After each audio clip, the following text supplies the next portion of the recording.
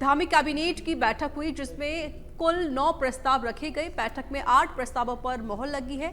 गैरसैंण में होने वाले मानसून सत्र में अनुपूरक बजट को कैबिनेट ने पास कर दिया है। लगभग 5,600 करोड़ का अनुपूरक बजट कैबिनेट ने मंजूर किया है।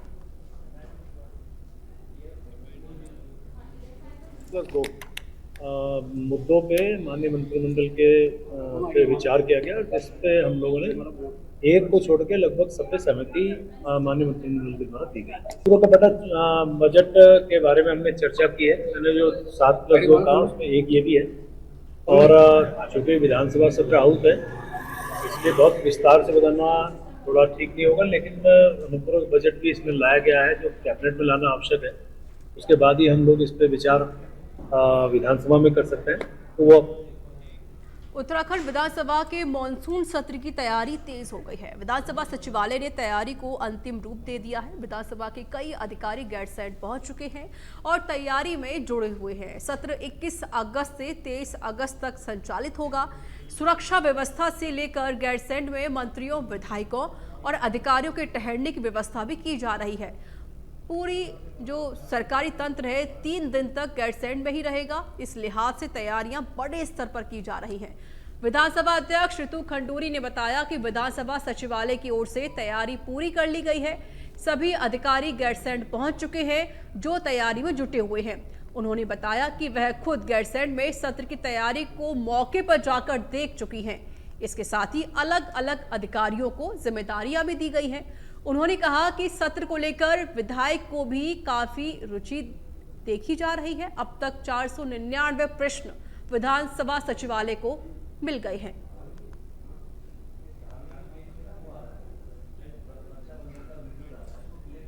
ऐसा है जो प्रश्न जो आते हैं उनके जवाब तो मिलते ही, और प्रयास ये रहता है कि ज़्यादा से ज़्यादा प्रश्न अपने जो हमारे सदस्य हैं वो उठा सकते हैं, और अगर अच्छे माहौल में उठाएंगे तो पूरे के पूरे प्रश्न भी उठाए जा सकते हैं। ऐसी दिक्कत नहीं है। अगर हल्ला हंगामा होता है तो फिर प्रश्न नहीं उठ पाते हैं। तो सदस्यों से भी निवेदन करना चाहूँगी कि आप अपने क्षेत्रों की बात ज़रूर उठाइए। बहुत अच्छा मौका मिलता है सदस्यों को सदन में अपनी बात उठाने का और जवाब देने का। तो अगर आप शांतिपूर्वक अपना प्रश्न उठाएंगे तो आपको ज़्यादा से ज़्यादा। उत्तराखंड सरकार प्रदेश में 100% आयुष्मान कार्ड बनाने के लिए वृहद स्तर पर अभियान चलाने जा रही है। स्वास्थ्य मंत्री डॉक्टर धन सिंह रावत ने इस संबंध में जानकारी देते हुए बताया कि अधिकारियों को पूरे प्रदेश भर में अभियान संचालित करने के निर्देश दे दिए गए हैं। स्वास्थ्य मंत्री ने बताया कि आयुष्मान योजना के तहत प्रदेश के सभी लोगों को इलाज की सुविधा प्रदान की जा रही है। अब तक 60 लोगों के आयुष्मान कार्ड बना दिए गए हैं, जबकि 10 लाख से ज्यादा लोगों का इलाज इस योजना के तहत किया गया है।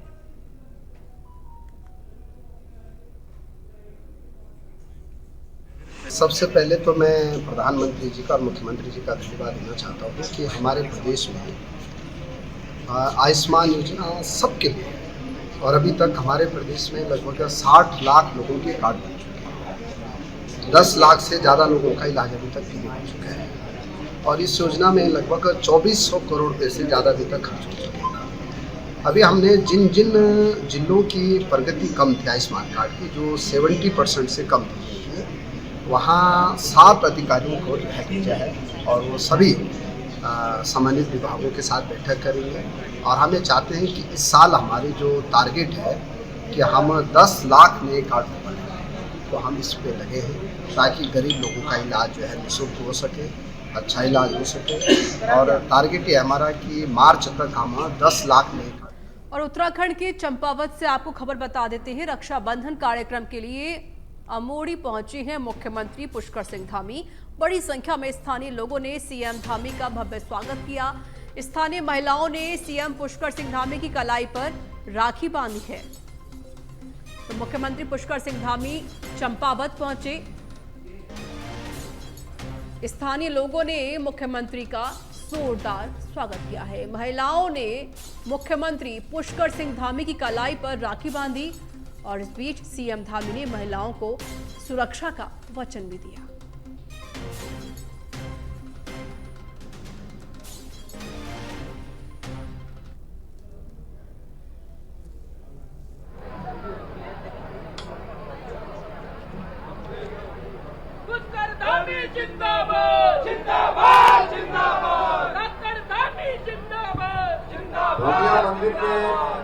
इस प्रांगण में मंच पर आसीन भारतीय जनता पार्टी के जिला अध्यक्ष भाई निर्मल मेहरा जी, जिला प्रभारी भाई विकास शर्मा जी, प्रदेश मंत्री दीदी हमारी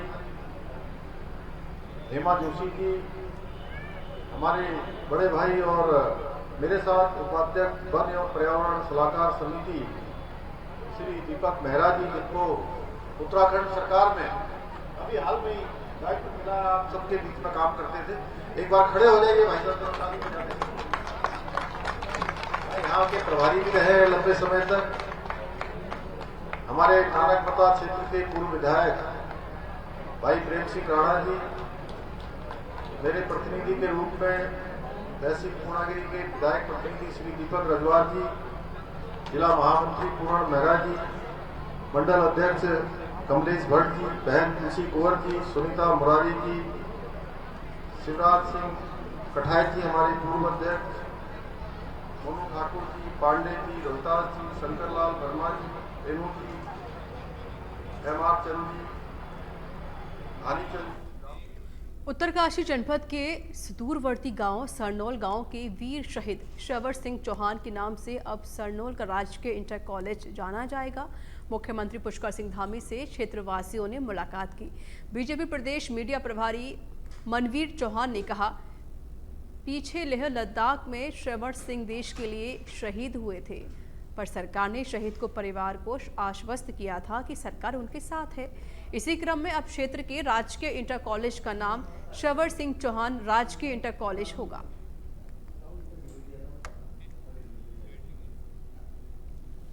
हमारे एक सैनिक श्रवण सिंह चौहान अभी लद्दाख में वीरगति को प्राप्त हुए थे।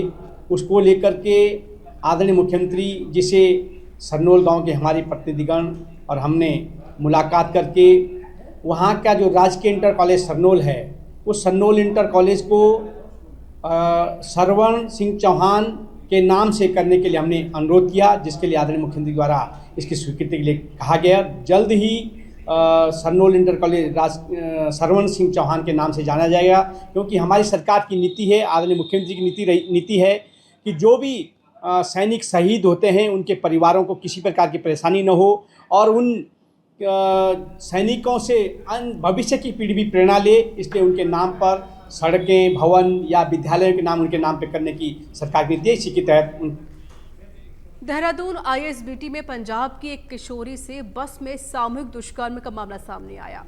चाइल्ड वेलफेयर कमेटी की टीम ने जब आईएसबीटी से किशोरी को रेस्क्यू किया तो घटना का खुलासा हो सका।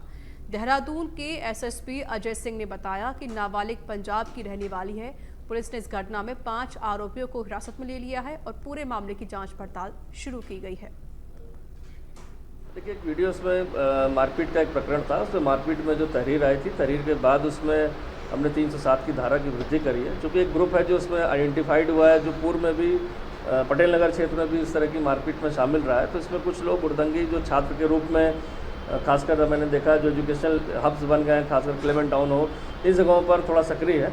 तो उनकी गिरफ्तारी और उनकी वैधानिक कार्रवाई के लिए मेरी टीम रवाना कर दी है और इस तरह की उड़दंग को एकदम बर्दाश्त नहीं किया जाएगा। संगीन धाराओं में, इसमें मुकदमे में धाराओं में वृद्धि करके टीम को लगाया गया। सबसे पहले तो मेरा सर शर्म से झुकता है कि मैं एक ऐसे समाज का प्रतिनिधित्व कर रही हूँ जहाँ पर देवभूमि कहे जाने वाले प्रदेश में कभी महिला के साथ, कभी बच्ची के साथ ऐसे कर्म करे जाते हैं। एक नर्स अपना काम करके चुपचाप घर जा रही है और क्योंकि उसे किसी ने ऐसे अकेले स्थान पर देख लिया तो उस पर कूद पड़ा और फिर उसको डर, अपनी गलती को छुपाने के डर से मार डाला। कल ये बच्ची बस में, जो कि मानसिक रूप से कमज़ोर है, वो समझ नहीं पा रही थी कि वो क्या करे।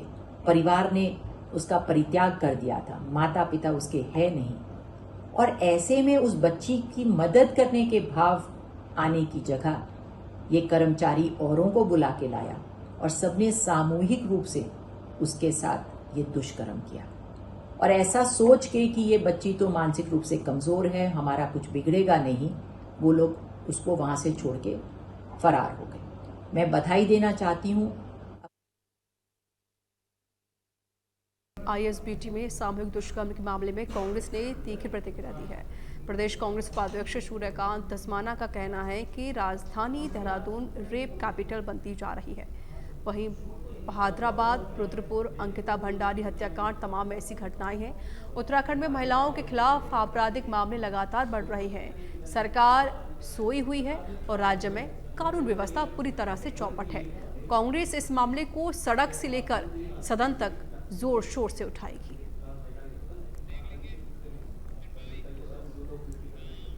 आईएसबीटी देहरादून में एक मानसिक रूप से आंशिक विक्षिप्त नाबालिग किशोरी से बस में सामूहिक दुष्कर्म के मामले में संज्ञान में आते ही उत्तराखंड सरकार अलर्ट हो गई, जहां उत्तराखंड राज्य महिला आयोग की अध्यक्ष सुबह राजकीय बालिका निकेतन किशोरी गृह पहुंची, जहां उन्होंने एसएसपी देहरादून अजय सिंह व जिला प्रवेशन अधिकारी के साथ पीड़िता किशोरी से मुलाकात करके उसका हालचाल जाना। आयोग अध्यक्ष ने पीड़िता से मुलाकात कर घटना की संपूर्ण जानकारी ली। प्रकरण की जानकारी के उपरांत महिला आयोग के अध्यक्ष के सामने आज सुबह एसएसपी अजय सिंह के निर्देशन में पुलिस द्वारा चिन्हित सभी आरोपियों की पहचान पीड़िता से फोटो के माध्यम से कराई गई। आयोग अध्यक्ष कुसुम कंडवाल ने कहा कि दुर्भाग्यपूर्ण व संवेदनशील प्रकरण में पुलिस व सीडब्ल्यूसी मुस्तैदी से शीघ्र कार्रवाई कर रही है। कोई भी आरोपी कानून से नहीं बच सकता है।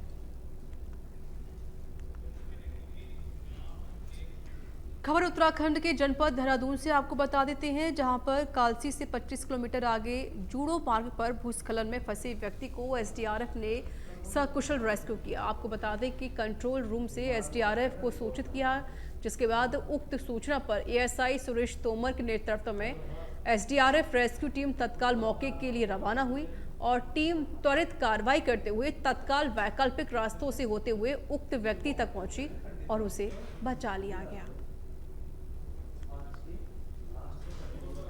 वही खबर उत्तराखंड के मसूरी से आपको बता देते हैं, जहां पर उत्तराखंड राज्य निर्माण में अहम भूमिका निभाने वाले इंद्रमणि बडोनी की पुण्यतिथि पर श्रद्धांजलि अर्पित की गई। आपको बता दें कि मॉल रोड स्थित उनकी मूर्ति पर राज्य आंदोलनकारी और शहर के विभिन्न राजनीतिक और सामाजिक संगठनों के लोगों ने श्रद्धांजलि अर्पित करते हुए उनके योगदान को याद किया।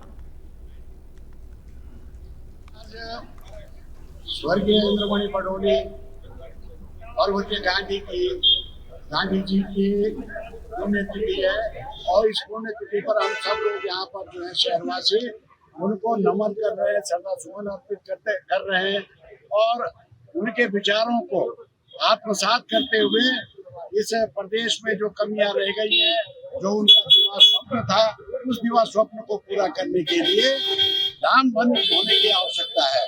आज प्रदेश नौजवानों की बेरोजगारी से कुछ तड़प रहा है, महंगाई को तड़प रहा है, विकास को तड़प रहा है। आज वो स्थिति पैदा हो गई है कि न कोई सुनने को तैयार है, न कोई कहने को तैयार है। आज महिलाओं के साथ इतना अत्याचार हो रहा है, न उसको कोई सुनने को तैयार है। गूंगी बहरी सरकारों से क्या उम्मीद की जा सकती है? और यही इन्हीं सबको जगाने के लिए आज जो पहाड़ के गांधी के रूप में न सिर्फ उत्तराखंड में बल्कि पूरे विश्व में विख्यात है, स्वर्गीय इंद्रमणि बडोनी जी, उनकी पुण्यतिथि है और इस राज्य के लिए अपनी योगदान देते देते अपना सब कुछ त्याग देते देते जो है राज्य बनने से 1 साल पहले ही इस बलिदान किए गए।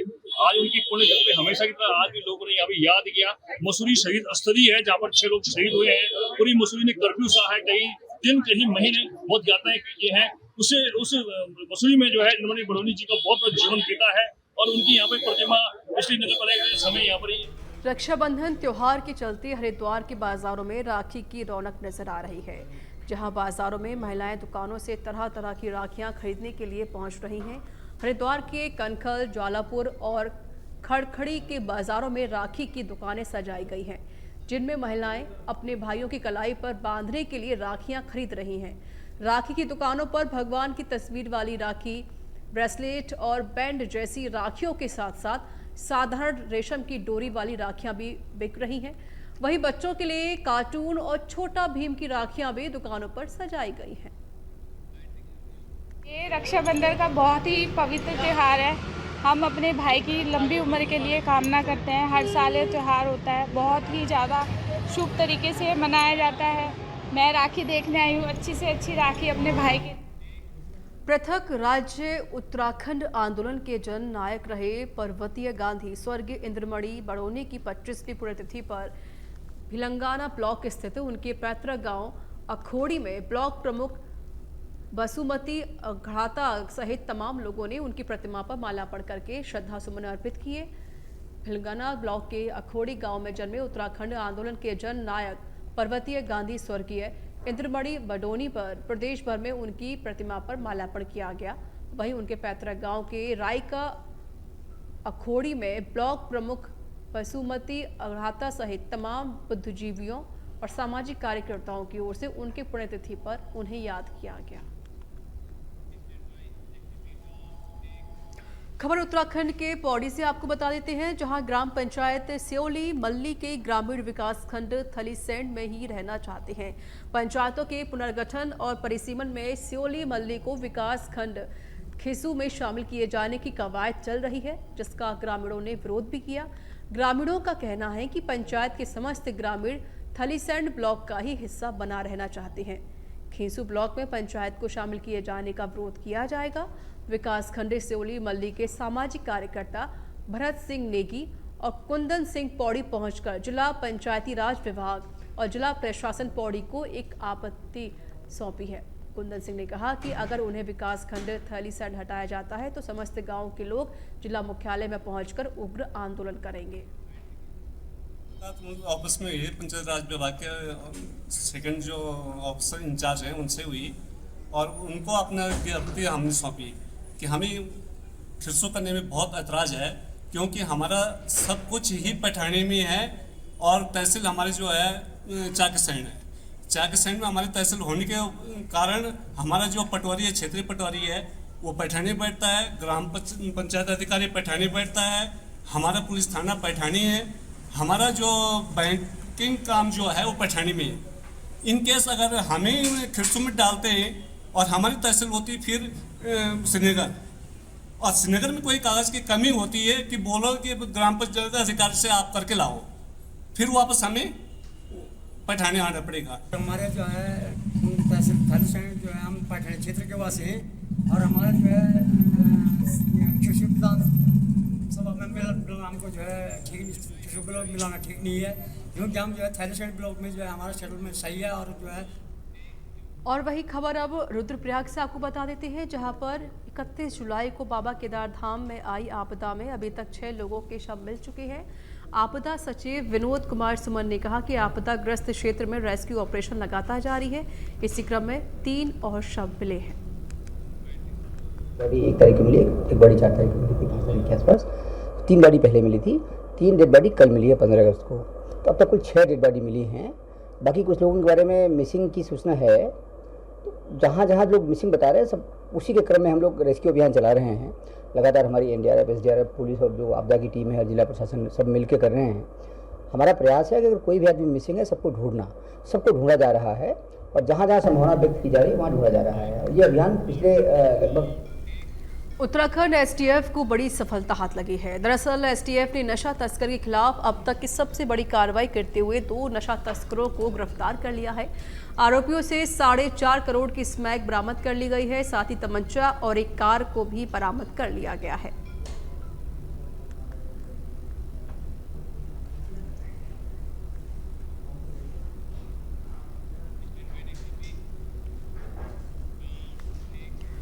खबर देहरादून से आपको बता देते हैं, जहां पर दून पुलिस ने 1 से 17 तारीख तक साइबर क्राइम सेल देहरादून को प्राप्त मोबाइल खोने संबंधी शिकायतों पर कार्रवाई की है। कार्रवाई करते हुए सर्विलांस के माध्यम से उत्तराखंड और बाहरी राज्यों से देहरादून में खोए हुए 101 मोबाइल फोन को बरामद किया है। साथ ही मालिकों को वापस लौटा दिए गए हैं। एक बहुत इंपॉर्टेंट गैजेट के रूप में है और हमने देखा है कि जब मोबाइल किसी का किन्हीं परिस्थितियों में गिर जाता है, खो जाता है, भूल जाते हैं, तो ज़्यादा परेशान इसलिए भी होते हैं कि बहुत सारे उनके पर्सनल उसमें चीज़ें भी रहती हैं और डेटा भी रहता है और बहुत लोग इस तरह अफोर्ड भी नहीं कर पाते कि बार बार नया फ़ोन खरीद पाए। तो ये साइबर सेल में लगातार निरंतर बीच बीच में फ़ोन मिलते हैं तो उनको देते रहते हैं और इसमें काफ़ी सारे मोबाइल अभी करीब 101 अभी हमारे पास थे, जो चूँकि रक्षाबंधन का त्यौहार भी था, काफ़ी सारी हमारी बहनें भी थी इसमें, तो कोशिश थी कि उनको एक तरह से इस समय वापस भी कर दिया जाए। और सभी को हम ये भी करते हैं कि अपने, क्योंकि एक आजकल इम्पॉर्टेंट गैजेट्स है और अगर खो जाता है उसमें कहीं आपकी पर्सनल चीज़ें होती हैं तो कहीं उसका मिसयूज़ होने का बहुत अंदेशा रहता है, और ये खासकर कभी बहुत बार वहीं देहरादून पर प्राचीन और सिद्धपीठ टपकेश्वर महादेव से भोले शंकर की शोभा यात्रा विभिन्न मार्गों से होती हुई वापस टपकेश्वर महाराज मंदिर में पहुंचती है। आपको बता दें कि सुबह से एम पुष्कर सिंह धामी ने पूजा अर्चना कर शोभा यात्रा का शुभारंभ किया। इस मौके पर सिद्धपीठ के महाराज भातगिरी ने बताया कि शोभा यात्रा श्रावण मास में हर वर्ष निकलती है और भोले का आशीर्वाद सब पर बना रहे, ऐसी मनोकामना है।